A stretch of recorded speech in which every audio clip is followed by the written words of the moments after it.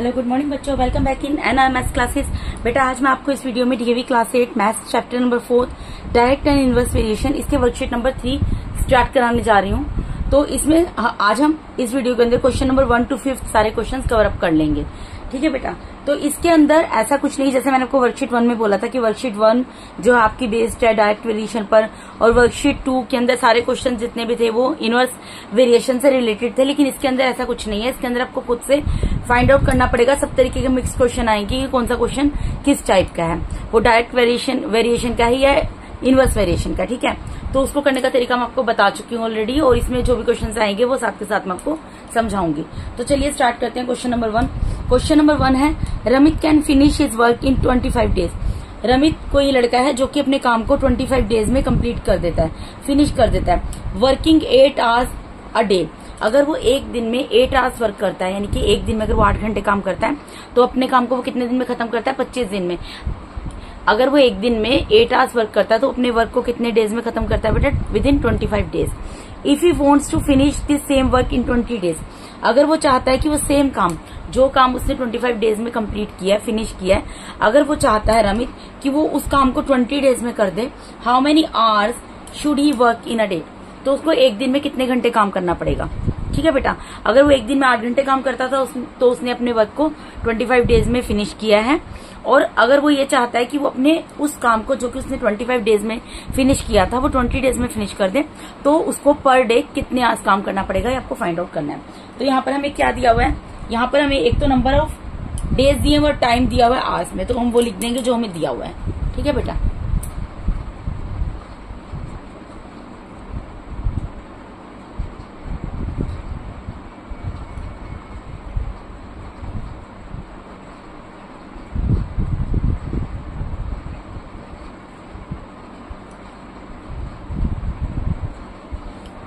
तो number of days पहले कितने दिए हैं? 25 days.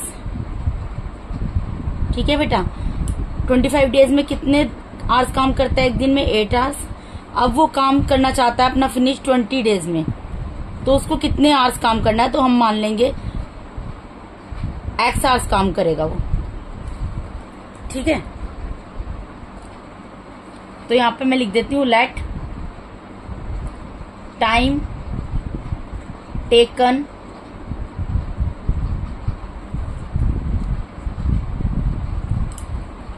to complete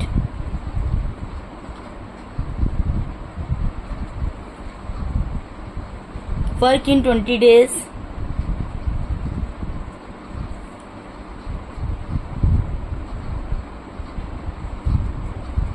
is equals to x hours। मैंने यहाँ पर ये मान लिया कि उसको जो 20 डेज में काम कंप्लीट करना है तो वो कितने आवर्स काम करेगा? x आवर्स काम करेगा। ठीक है, अब आप यहाँ पर ये देखो कौन सा वेरिएशन है। यहाँ पे 25 से डिक्रीज होकर नंबर 20 हो गया, तो डिक्रीज हो गया। अब आप एक चीज सोचो यहाँ पर कि अगर कोई इंसान, कोई भी बच्चा या बड़ा कोई भी हो, ठीक है, अगर वो 25 डेज में अपना टास्क पूरा करता है, ठीक है, वो तब कर पाता है जब उसने एक दिन में 8 घंटे काम किया हो, 8 आवर्स काम किया हो। अब यहाँ पर तो डेज डिक्रीज हो गए, 25 डेज की जगह कितने डेज आ गए? 20 डेज आ गए। तो 20 डेज अगर उसके पास होंगे, 25 डेज में उसने अपनी तरफ से पूरी कोशिश की और वो 8 आवर्स उसने एक दिन काम किया। अब अगर 20 डेज हो गए तो इसका मतलब क्या होगा? यहाँ पर आवर्स क्या होंगे? आवर्स तो इंक्रीज हो जाएंगे ना। अगर वो 25 डेज के काम को 20 डेज में कंप्लीट करना चाहता है, इसका मतलब वो जो 8 आवर्स पर डे काम करता था, अब उसको 8 आवर्स से ज्यादा टाइम काम करना पड़ेगा। तो मेरे एरो जो है अपोजिट डायरेक्शन में चल गए, इसका मतलब यहाँ पर कौन सा वेरिएशन है बेटा? इनवर्स वेरिएशन है। ठीक है, तो जैसे हम लिखते थे वैसे लिख देंगे।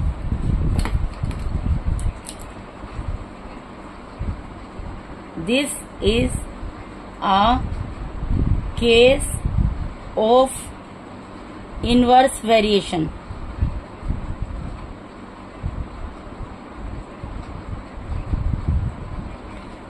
As the number of days decreases,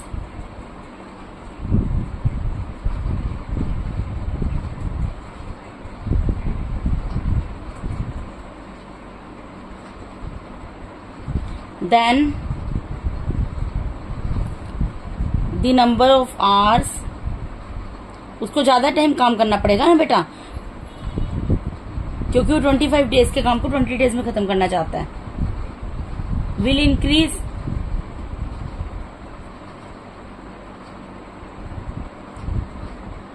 इसका मतलब क्या होगा, देयरफॉर इनवर्स वेरिएशन में क्या होता है, x multiply by y is equals to k, where k is constant.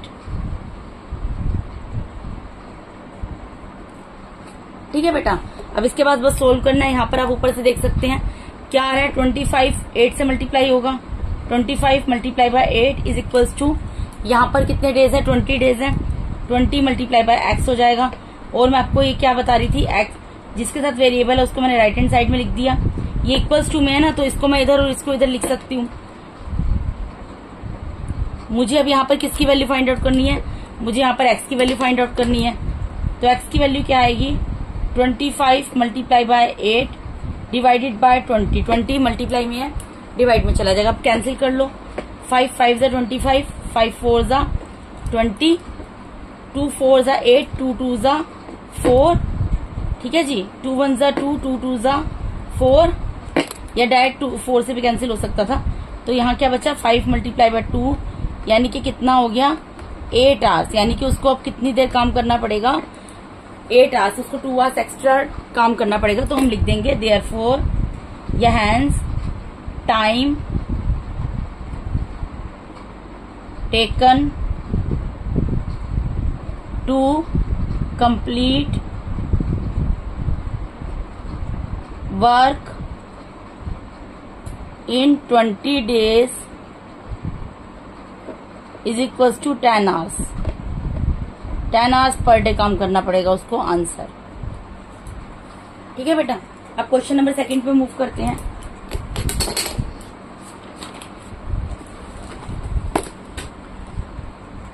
Question number 2 में क्या बोल रहे हैं, Udit can complete his work in 10 days. Udit कोई बच्चा है जो अपने काम को 10 दिन में खत्म कर लेता है।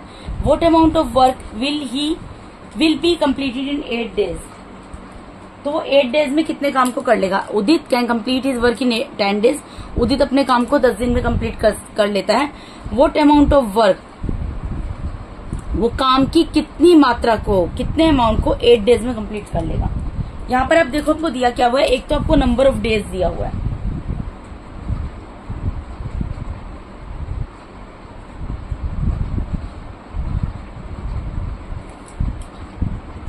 और दूसरी चीज आपको दी हुई है अमाउंट ऑफ वर्क। अब आप अमाउंट ऑफ वर्क को समझो क्या होता है, काम की कितनी मात्रा। सपोज करो आपने एक कॉपी को 1 दिन में लिखा, या एक चैप्टर को 1 दिन में लिखा, ठीक है, उसको फिनिश किया विद इन अ डे, तो वो क्या होगा, अमाउंट ऑफ वर्क। तो अमाउंट ऑफ वर्क कम से कम क्या होता है, 1 तो होता ही है, 1 तो होता ही है। एक काम तो करते ही है ना कम से कम, हम किसी भी काम को जब हम करने जाते हैं तो उसमें 1 वर्क तो करते हैं। तो अमाउंट ऑफ वर्क यहाँ पर क्या है, 1। नंबर ऑफ डेज कितने दिए हुए हैं, 10 डेज। अब बोला है 10 डेज में जो 1 वर्क करता है, तो 8 डेज में वो कितना वर्क करेगा। अगर कोई बच्चा 10 डेज में 1 वर्क को, ये बच्चा हो या बड़ा हो कोई भी हो, अगर कोई भी 10 डेज के अंदर 1 वर्क को कंप्लीट करता है तो 8 डेज में कितने वर्क को कंप्लीट करेगा। अब यहाँ पर डेज तो क्या हो गए, डिक्रीज हो गए। तो अगर उसको एक काम को करने में 10 डेज लग गए तो 8 डेज में तो क्या मतलब निकलता है, 8 डेज में कितना काम होगा, 8 डेज में तो 1 वर्क से कम वर्क होगा ना, क्योंकि 1 वर्क तो 10 डेज में हुआ है। तो 8 डेज क्योंकि 10 डेज से कम है, इसलिए 8 डेज में 1 वर्क से भी कम वर्क होगा। ठीक है, इसलिए एरो नीचे जाएगा। तो ये कौन सा वेरिएशन हो गया आपका, डायरेक्ट वेरिएशन होगा, क्योंकि अप में एरो जाए या डाउन में एरो जाए, जब सेम डायरेक्शन में दोनों एरो मूव करते हैं तो डायरेक्ट वेरिएशन होता है। ठीक है, अब हमें लेट क्या करना पड़ेगा, हमें यहाँ पर अमाउंट ऑफ वर्क निकालना है। तो मैं एक्स वर्क उसको एज्यूम कर लूंगी। अब मैंने एक्स वर्क एज्यूम किया तो मुझे लिखना भी पड़ेगा। तो मैं क्या लिखूंगी, let amount of work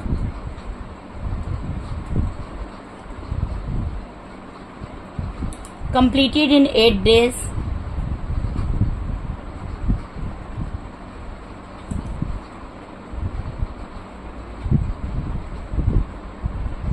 is equals to x work।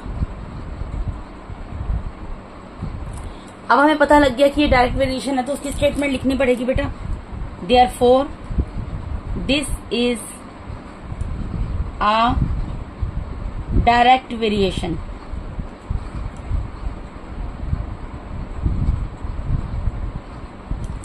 as the number of days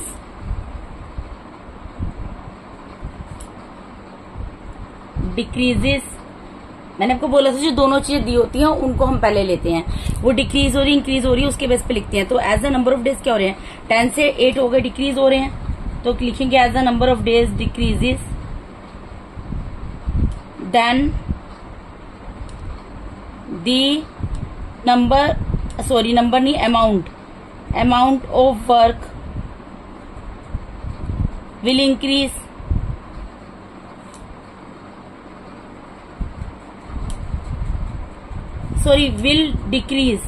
will also decrease. ये भी डिक्रीज होगा ना, डायरेक्ट वेरिएशन अभी आपको बताया क्यों डिक्रीज होगा आपको मैंने, तो ये भी डिक्रीज हो जाएगा। देयरफॉर अब डायरेक्ट वेरिएशन में क्या होता था, डिवाइड होता था ऊपर से नीचे, इनवर्स वेरिएशन में ऊपर से नीचे मल्टीप्लाई होता है, डायरेक्ट वेरिएशन में ऊपर से नीचे डिवाइड होता है। इज इक्वल्स टू के वेयर के इज कांस्टेंट। अब x की जगह क्या आ जाएगा, 10 अपॉन में 1 इज इक्वल्स टू 8 अपॉन में x। अब इसको कैसे सोल्व करेंगे, क्रॉस मल्टीप्लाई कर लेंगे, तो 10 multiply by x is equals to 8 multiply by 1। तो हमें किसकी वैल्यू निकालनी है, हमें निकालनी है x की वैल्यू।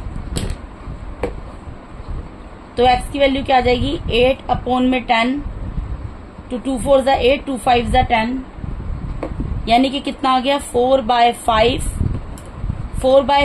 वर्ग। इसको डेसिमल में नहीं लिख रहे, अगर इसको डेसिमल में कन्वर्ट करोगे तो 0.8 आएगा, 0.8, लेकिन इसको डेसिमल में नहीं लिख के दिखाने की जरूरत है, इसी तरीके से आप लिख कर दे दो, ठीक है। तो यानी कि hence the amount of work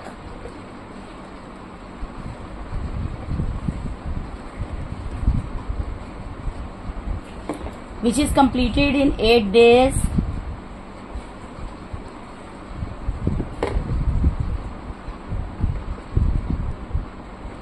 is equals to 4/5 work। Answer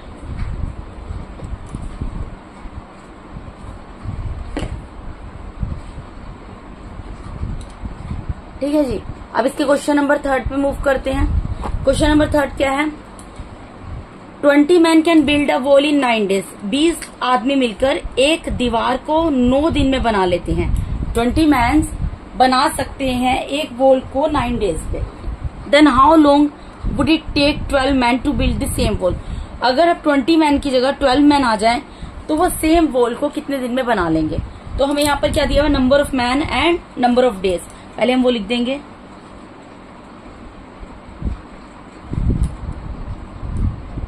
number of man and number of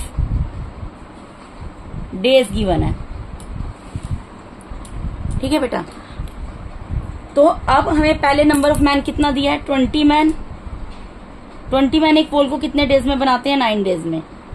अब ये बोल रहे हैं अगर वो 20 मैन की जगह 12 मैन आ जाए तो वो उस वॉल को कितने डेज में बना लेंगे। तो मैं मान लेती हूँ x डेज में बना लेंगे।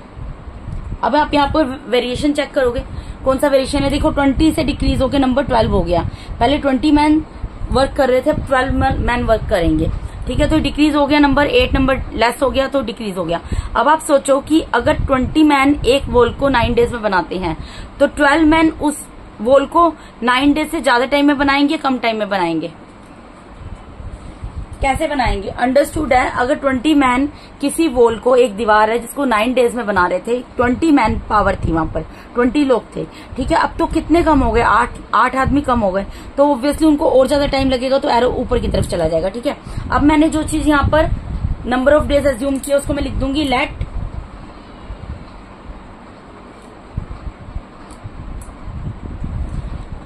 12 man build the same wall. मैंने मान लिया कि सेम वॉल जो है 12 लोग जो हैं वो x डेज में बना लेंगे, is equals to x days, ठीक है। अब ये वेरिएशन हमें पता लग गया कौन सा वेरिएशन है, ये इनवर्स वेरिएशन है। मेरे दोनों एरो अपोजिट डायरेक्शन में जा रहे हैं, तो मैं लिख दूंगी therefore this is a case of inverse variation है, सॉरी इनवर्स वेरिएशन, क्योंकि मेरे एरो दोनों अपोजिट डायरेक्शन में जा रहे हैं, इनवर्स वेरिएशन है। As the number of man decreases,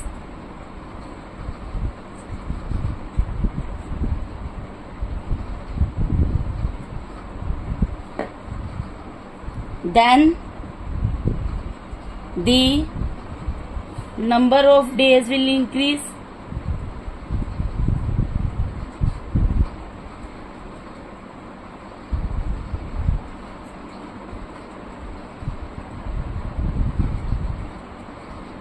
तो therefore अब हमारे इनवर्स वेरिएशन में क्या होता है, x multiply by y is equals to k होता है, वेयर k इज कांस्टेंट।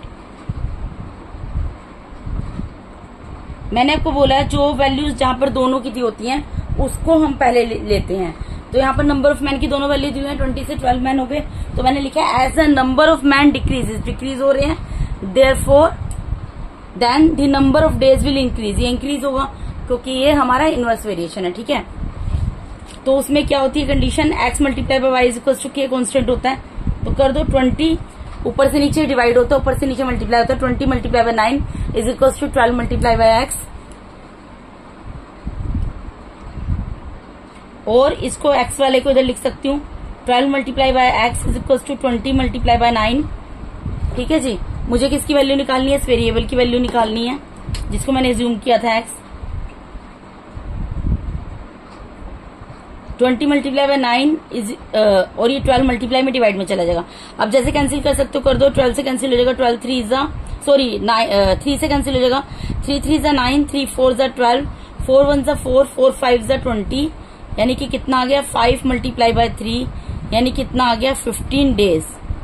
यानी कि इसका मतलब ये निकलता है जिस काम को 20 आदमी 12 मैन 9 डेज में करते थे, अगर 12 मैन होंगे 20 की जगह, तो उस काम को जो कि 9 डेज में होता था 15 डेज में होगा, ठीक है।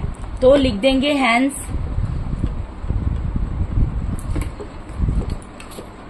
12 man can build the same wall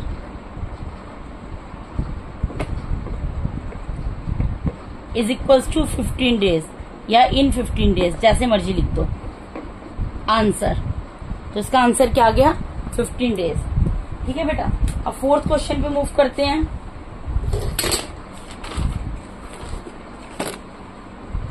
fourth question में क्या बोल रहे हैं, गीतिका वीव्स 20 बास्केट्स इन 30 डेज। गीतिका कोई लड़की है जो कि 20 बास्केट्स को बना लेती है, बुन लेती है 30 डेज में। In how many days she will weave 120 basket. अब वो 120 बास्केट को कितने दिन में बना लेगी। अगर कोई लड़की 20 बास्केट्स को 30 डेज में बनाती है तो वो 120 बास्केट को कितने दिन में बनाएगी, आपको ये बताना है। तो यहाँ पर क्या दिया हुआ है, यहाँ नंबर ऑफ बास्केट्स और नंबर ऑफ डेज दिया हुआ है, ठीक है। जो दिया पहले वो लिख देंगे।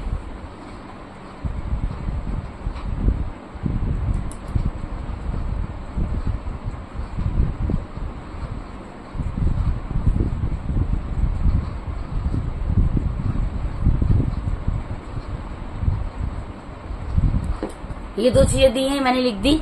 नंबर ऑफ बास्केट पहले कितनी दी है 20 बास्केट, और कितने दिन में बन रही है 30 डेज। फिर उसके बाद नंबर ऑफ बास्केट अब कितनी बनानी है 120, मतलब 20 बनती थी अब 120 बनानी है। तो ये कितने डेज में बनेगी, मैं मान लूंगी x डेज में। अब आप यहाँ पर ये देखो कि 20 से 120 हो गए तो बहुत ज्यादा इंक्रीज हो गया, ठीक है जी। अब आप यहाँ पर ये भी सोचो कि अगर 20 बास्केट्स को बनने में 30 डेज लगते हैं, 20 बास्केट को बनने में 30 डेज लगते हैं, तो 120 तो 20 का कितना 6 टाइम्स हो गया। तो इसको बनने में कितने दिन लगेगा, ऑब्वियसली 30 डेज से बहुत ज्यादा टाइम ज्यादा लगेगा, ठीक है। तो यानी कि एरो ऊपर की तरफ जाएगा। तो ये कौन सा वेरिएशन हो गया, डायरेक्ट वेरिएशन हो गया। इससे हमें ये चीज क्लियर हो गई। अब हमें जो लिखना होता है लेट करते हैं, तो हम वो लिख देंगे late she will weave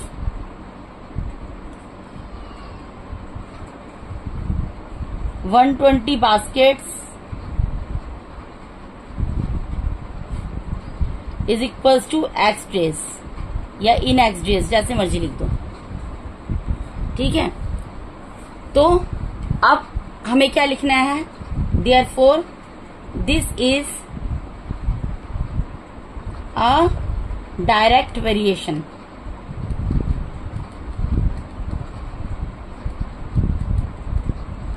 as the number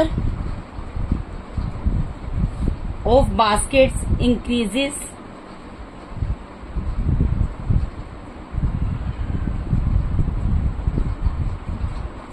then the number of days will also increase.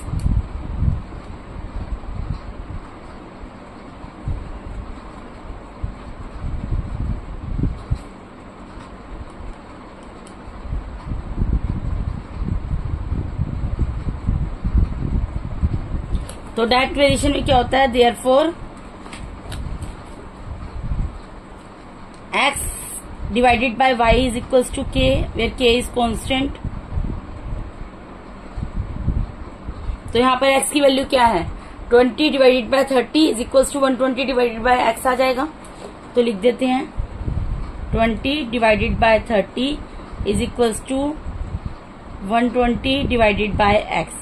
Cross multiply कर लो, 20 x से मल्टीप्लाई हो जाएगा और 30 जो है वो 120 से मल्टीप्लाई हो जाएगा, यही होगा ना। अब हमें किसकी वैल्यू निकालनी है, हमें x की वैल्यू निकालनी है। तो x की वैल्यू क्या निकलेगी बेटा, यहाँ पर x is equal to 30 multiply by 120 upon में 20 मल्टीप्लाई में है, डिवाइड में चला जाएगा, 10 से 10 कैंसिल कर दो, 2 1 जा 2, 2 6 जा 12, 30 मल्टीप्लाई बाय 6 यानी कि 180 डेज, 180 डेज लगेंगे, ठीक है। तो क्या लिखेंगे answer, hence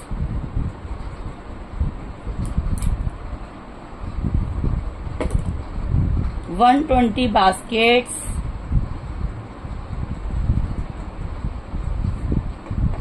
will weave in 180 days। Answer यहाँ पे क्वेश्चन के साथ बेटा मैंने आपको इस वीडियो में DAV class 8 maths chapter number 4 direct and inverse variation इसके क्वेश्चन नंबर 1, 2, 3 एंड 4 कंप्लीट करा दिए हैं, ठीक है बेटा। अगर आप मेरे चैनल पे नए हैं तो काइंडली मेरे चैनल को सब्सक्राइब कीजिए। अगर आप लोगों को मेरा टीचिंग मेथड अच्छा लगता है तो मेरे वीडियोस को ज्यादा से ज्यादा लाइक कीजिए और अपने फ्रेंड्स के साथ शेयर कीजिए। अगर आप लोगों को किसी तरीके का कोई डाउट है तो आप कमेंट बॉक्स में अपनी क्वेरी पुट कर सकते हैं, ठीक है बेटा। Once again thank you so much for watching my YouTube videos बेटा। God bless all of you, thank you so much.